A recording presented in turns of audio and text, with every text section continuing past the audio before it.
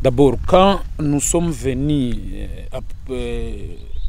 à Nyiragongo comme administrateur du territoire, c'était un tohibohi. Tu sais, le territoire de Nyiragongo, depuis longtemps, il y avait toujours des poches d'insécurité d'ici et là. Mais d'abord, voir le dynamisme de notre armée, armée révolutionnaire congolaise ARC. Si tu vois la façon dont nous travaillons avec l'armée, le service des renseignements et autres, nous apportons tant soit peu la solution. Par exemple, si Kibumba et Buhumba ici, nous sommes à 95% de la sécurité. On n'a pas vraiment beaucoup de cas. Non. Kibumba et Buhumba, ça va. Là, qui y a encore des cloches, c'est au niveau de Kibati, Munigi, Muja et Rusayo. Les problèmes de Kibati, vous savez, Kibati, quand vous montez vers Mujoga, Mugerwa, Mutaho, vers le parc, il y avait là-bas des banditismes. Les gens, les bandits qui étaient là-bas, venir déstabiliser la population de Buhima, Buhama, et en avançant vers Operpe, Kanyaruchinya, vous descendez. Mais aujourd'hui, on a quand même, on n'enregistre plus beaucoup de cas dans Kibati. Et vous savez, ces mois passés, il y avait eu kidnapping d'un humanitaire. Mais Dieu soit loué, on a pu réussir à maîtriser l'auteur de ces forfaits qui étaient commis là-bas. Et dans le groupement de Muja, il y a la problématique Bambouti, les toits, qui continue toujours de déstabiliser cette région. Mais ensemble, j'ai fait des tournées là-bas avec des militaires en place pour essayer de conscientiser les pygmées et voir comment ensemble nous pouvons trouver des solutions avec eux comme autochtones pour voir qu'est-ce qu'on doit faire, qu'est-ce qu'ils veulent pour que la paix revienne. Et on a pu quand même, il y a des bandits qui ont été maîtrisés, il y a des armes qui ont été ramassées, plus de 200 quelques armes ont été ramassées, plus de 75 FARDC ont été capturés et d'autres venus par eux-mêmes. On a une soixantaine de policiers depuis qu'on est là qui se sont rendus chez nous. On a des Wazalendo, plus de 80 Wazalendo qui se sont rendus chez nous. Donc, il y a quand même quelque chose qui s'améliore petit à petit. Actuellement, il y a la problématique d'insécurité, village Kabale-Katambi, Mukon dans les Rusayo, Rukorwe, Karambi. Il y a la problématique à Mukondo 1, Mukondo 2, c'est dans Muja.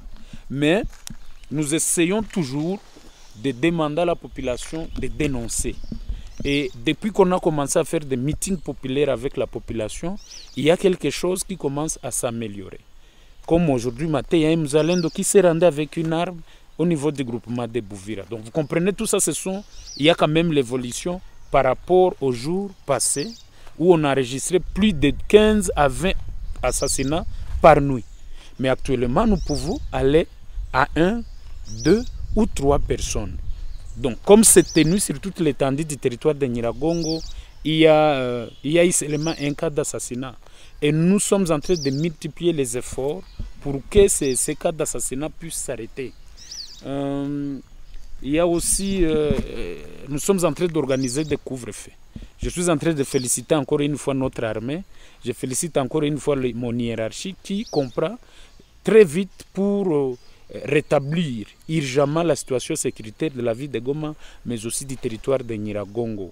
Il y a eu des couvre-feux dans Munigi, et Bouvira et Kibati le dimanche passé. Aujourd'hui même, quand je vous parle, il y a toujours des couvre-feux à Turunga, c'est dans Nyiragongo. Tout ça pour essayer pour se rassurer que la paix revienne.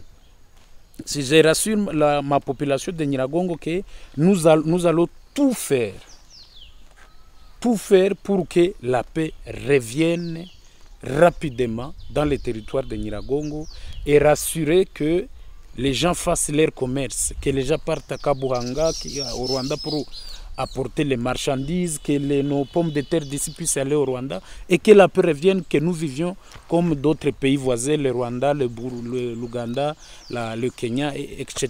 Moi, comme administrateur, je ne saurais pas dire qui est elle. La population locale, elle connaît qui est Muzalendo, où est-ce qu'il habitait, qui est FRDC, où est-ce qu'il habitait, qui est FDLR, où est-ce qu'il habitait. Donc, si vous voyez très bien quelque chose de louche, parce que ces gens n'habitent pas très loin, ils viennent opérer l'endroit où ils connaissent. Si maintenant ils viennent et que la population de Kabale-Katambi ne veut pas dénoncer, cette population sera victime. Je sais que chaque soirée, la population de Kabale-Katambi, de Kahande, se déplace vers les endroits sécurisés, vers CCLK et ailleurs, mais ce n'est pas ça la solution. Nous faisons le minimum possible parce qu'au moins chaque soir, les militaires qui sont au niveau du cinquantenaire se déplacent pour aller faire des patrouilles nocturnes, Kabale-Katambi, Kahande et Kanzana. Donc, si la population doit comprendre que le régime d'abord a changé, la population doit comprendre que la sécurité, elle doit s'approprier la sécurité. Parce que même aux États-Unis, même si on vous apportait des special forces, même en Chine, même au Japon, même en Angleterre, en Allemagne, c'est la population qui s'approprie la sécurité. Nous, notre rôle, c'est de venir prévenir les dangers avant l'État.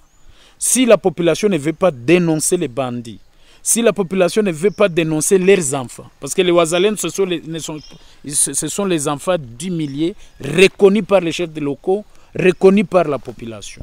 Alors c'est comme ça que nous appelons toujours la population de Kabale-Katambi, la population de Kanzana, la population de Mukondo 1, la population de Mukondo 2, de tout Nyiragongo en général, de nous aider, s'il vous plaît, pour que nous puissions nous rassurer que la paix revienne.